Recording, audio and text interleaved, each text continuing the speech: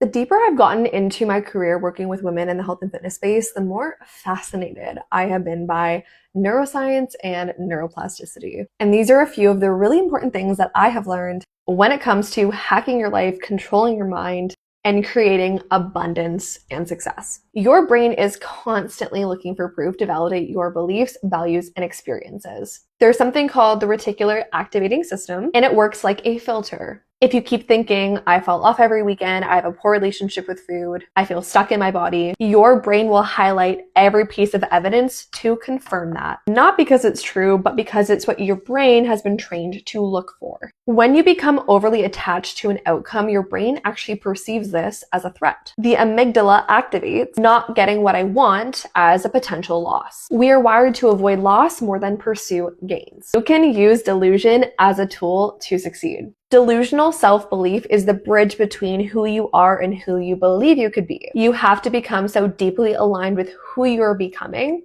that you stop letting your current limitations define you. There's a part of your brain called the anterior midcingulate cortex, and this acts like your discipline center. Discipline is not about trying harder with the same brain. It's about changing the brain so showing up requires less resistance. This is why it actually gets easier over time to go to the gym, track your food, and you no longer have to rely on motivation and willpower like you initially had to.